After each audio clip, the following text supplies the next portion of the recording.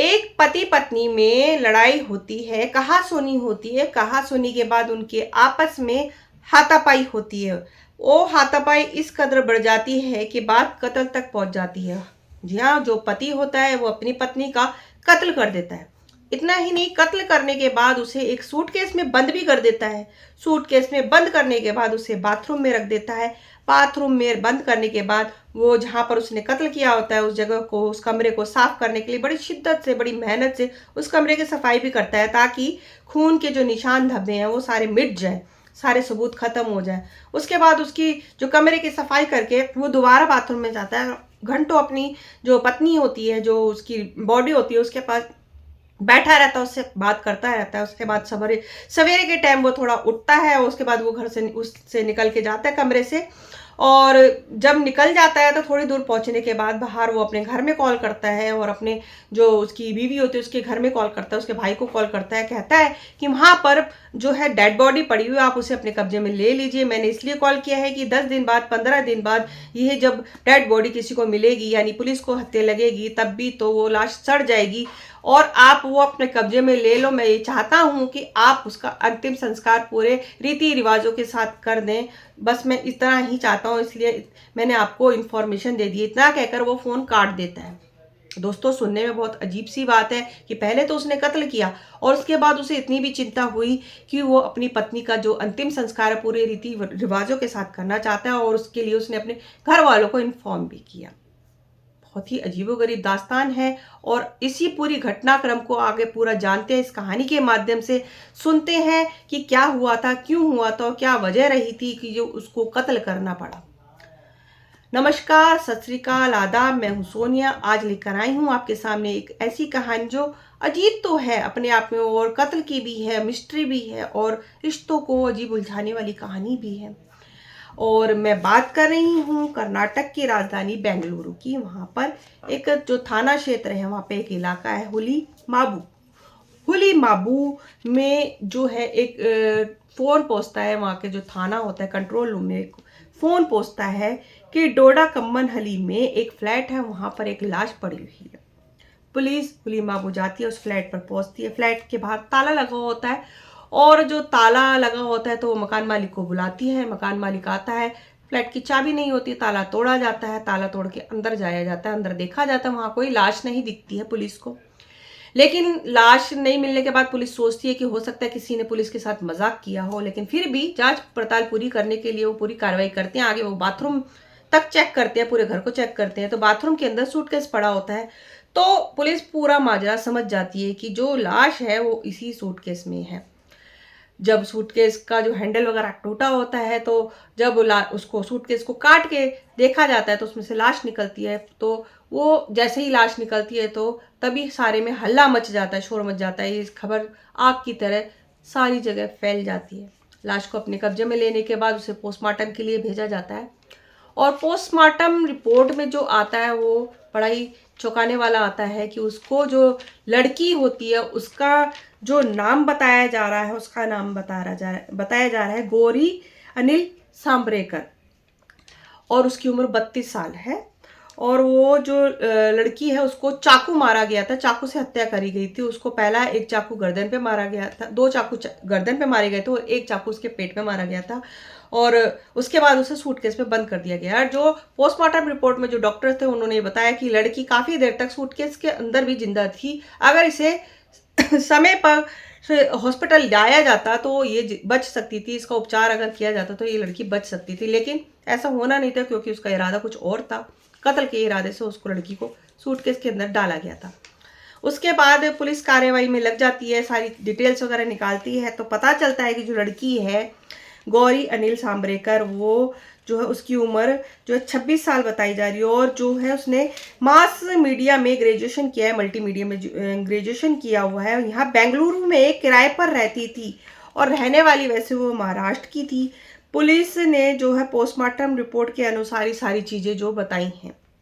अब उसके बाद पुलिस ने क्या किया कि जो उनके पास कंट्रोल रूम में सबसे पहले कॉल आया था लाश के बारे में बताने के लिए, उस नंबर की डिटेल खंगाली गई। जब उस नंबर की डिटेल निकाली गई तो पता चला कि सारी कहानी है क्या, कड़ी से कड़ी जोड़ी गई, तब पता चला कि वो फ़ोन किसका है, उसकी सीरियल रिपोर्ट वगैरह निकाली गई। अभी ये जो है पुलिस कार्रवाई कर ही रही थी कि इतने में एक खबर और आती है कि महाराष्ट्र में सतारा एक जगह है, वहाँ पर एक कार है, वहाँ पर होंडा सिटी कार खड़ी है सड़क के बीचों बीच में, वहाँ पर उस कार के अंदर एक आदमी बेहोश हालत में है। पुलिस वहाँ पहुंचती है, देखती है घटनास्थल पर, वहाँ पर वो एक आदमी भी मिलता है और वो बेहोश भी होता है। बीच सड़क पे उसने कार रोकी हुई होती है, जो आसपास के लोग होता है, ट्रैफिक होता है, जाम होता है, उसकी वजह से उसके बाद उसको कब्जे में लिया जाता है, उसको हॉस्पिटल भेजा जाता है। हॉस्पिटल के अंदर उसका उपचार किया जाता है। डॉक्टर बताते हैं कि इसने कोई नशीली दवाई वगैरह पी है, जैसे कि कोई फिनाइल वगैरह की गोलियां या फिनाइल वगैरह कुछ पिया है और उसकी वजह से ये बेहोशी में है। उसके बाद जब उसको होश आता है तो उससे पूरी पूछताछ की जाती है कि आखिर उसकी बात है क्या, ऐसा उसने क्या किया है। सारी जो खबर है इस तरीके से फिर सामने जो आती है वो बेहद चौंकाने वाली होती है।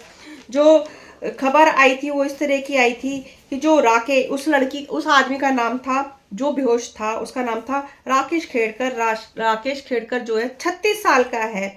और जो कहानी वो इस तरह की है कि जो गौरी अनिल सामरेकर है वो राकेश खेड़कर की बुआ की सगी बेटी होती है, यानी कि वो दोनों भाई बहन होते हैं, रिश्ते में भाई बहन होते हैं। और वो जो गौरी होती है वो जो राकेश के घर पर रहने के लिए आती है, अपनी स्टडी कंप्लीट करने के लिए आती है।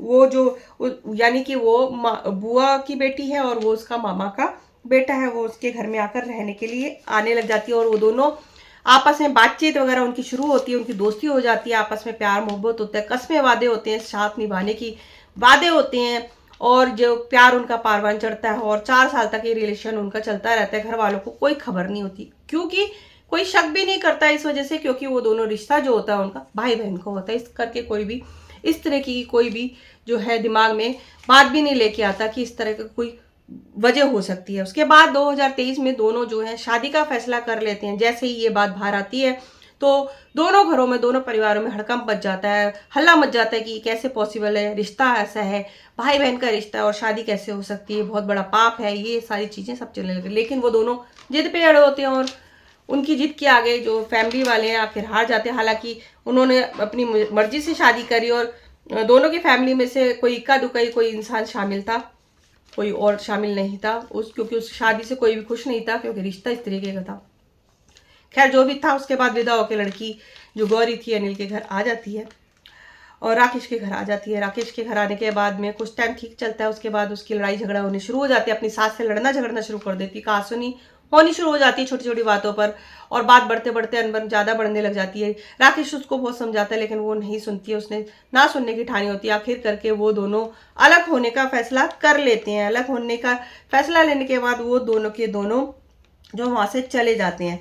वहाँ से जाने के बाद वो बेंगलुरु में ही आ जाते हैं, बेंगलुरु में एक किराए पर रहने लग जाते हैं। वहाँ पर राकेश जो है वर्क फ्रॉम होम करता होता है और जो गौरी होती है काम की तलाश में रहती है। उनकी आए दिन लड़ाई होती रहती है इसी बात के पीछे कि मैं खाली हूँ, फ्रस्ट्रेट होती है कि मुझे कोई काम नहीं मिल रहा है और मैं खाली रहती हूँ और ये सारा दिन मुझे टाइम नहीं देता है, इस तरह की वगैरह वगैरह लेके बातें होती रहती है। तो एक दिन क्या होता है, 26 मार्च के दिन 2025 की रात को जब दोनों खाना खा रहे होते हैं, उन्होंने अपना खाना खाया, डिनर किया, उसके बाद उनकी अनबन होनी शुरू हुई। अनबन होते होते बढ़ते बढ़ते बहुत ज़्यादा बढ़ गई उनकी कहासुनी, गाली गलौज में आ गई, गाली गलौज से हाथापाई में आ गई। हाथापाई के बाद में जो है उनका जो है जो भयंकर रूप सामने आया। जो गौरी थी चाकू लेके राकेश की तरफ दौड़ी और उसने उसको चाकू मारने की कोशिश की, तो उसके कुछ चाकू का नोक वोक लग भी गई थी, उसको खून भी निकल आया। उसको बहुत ज़्यादा गुस्सा है, उसने गौरी को थप्पड़ भी मारा, थप्पड़ मारने पर वो गिर पड़ी। उसके बाद उसका चाकू लेके उसने गौरी पर वार कर दिया। पहले उसके पेट में वार किया, उसके बाद वही चाकू निकाल के 2 बार उसकी गर्दन में भी घोंप दिया, जिसकी वजह से गौरी वहीं पर बेहोश हो गई। बेहोश होने के बाद राकेश को लगा कि गौरी मर चुकी है, तो बड़ी देर तक सोचता रहा ये उसने क्या किया। उसके बाद वो एक सूटकेस घर में जो रखा होता उसको लाता, उसके अंदर उसकी लाश को, उसकी बॉडी को डाल देता, जबकि गौरी उस टाइम पे जीवित होती है, जिंदा होती है।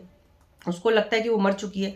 उसकी लाश को घसीट के, सूटकेस को घसीट के बाथरूम में ले जाता है, फिर कमरे में वापस आता है और खून के जितने भी निशान होते हैं उनको साफ करता है, क्लियर करता है सारी चीज़, बिल्कुल जैसे कि यहाँ पे कोई वारदात ही नहीं हो। उसके बाद वो बाथरूम में जाता है और उससे काफ़ी देर तक उससे बात करता रहता है कि तुमने ऐसा किया, अगर ऐसा ना होता तो ऐसा नहीं कर होता, तुम आज जिंदा होती, हमारे संबंध खराब ना होते, आज हमारा परिवार भी साथ में होता। सारी जो इस तरह की बातें उससे काफ़ी देर तक करता रहता है।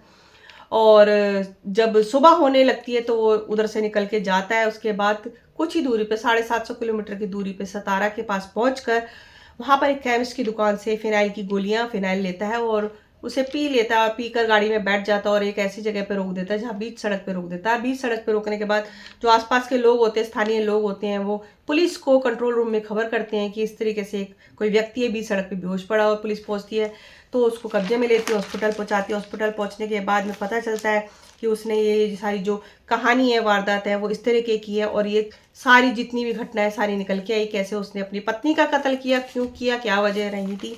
फिलहाल जो है राकेश पुलिस के कब्जे में, उसने कत्ल किया है तो उसे सजा तो उसे मिलेगी ही। अब जो भी कार्यवाही आगे पुलिस कर रही है उसे बढ़ा रही है, हो सकता है कि उनको शक है या जो भी कुछ की कार्रवाई में कि हो सकता है इसमें कोई और भी लोग शामिल हो सकते हैं, इसलिए जो कार्रवाई आगे चल रही है, जो भी कोई आगे नहीं नई जो अपडेट आती है हमारे पास वो आपको हम देते रहेंगे। जल्दी ही इस खबर को आपको बताते रहेंगे आखिर आगे और हुआ क्या। फिलहाल जो राकेश है पुलिस की कस्टडी में है। दोस्तों, इस जो पूरे घटनाक्रम को सुनाने का जो उद्देश्य है हमारा, वो किसी का दिल दुखाना नहीं है, किसी को गलत बताना नहीं है, किसी के भी अंदर कोई गलत फहमी पैदा करना नहीं है। हमारा सिर्फ छोटा सा मकसद है, एक इतना ही मकसद है कि आप हमेशा अवेयर रहें, सतर्क रहें, आपके आसपास जो भी कुछ हो रहा है उसको देखते रहें और कोई भी ऐसी अप्रिय घटना होने वाली होती है या आपको लगता है कि कुछ ऐसा होगा आपके साथ, अपने को साथ में, आपके पड़ोस में या कहीं पर भी ऐसा कुछ होता है तो तुरंत पुलिस को कॉल करें, मदद लें, अपने आसपास के लोगों से मदद लें ताकि कोई भी इस तरीके की अप्रिय घटना होने से बचा जा सके। आज के लिए बस इतना ही। नई जानकारी के साथ फिर से आपके साथ जुड़ेंगे, तब तक के लिए नमस्कार।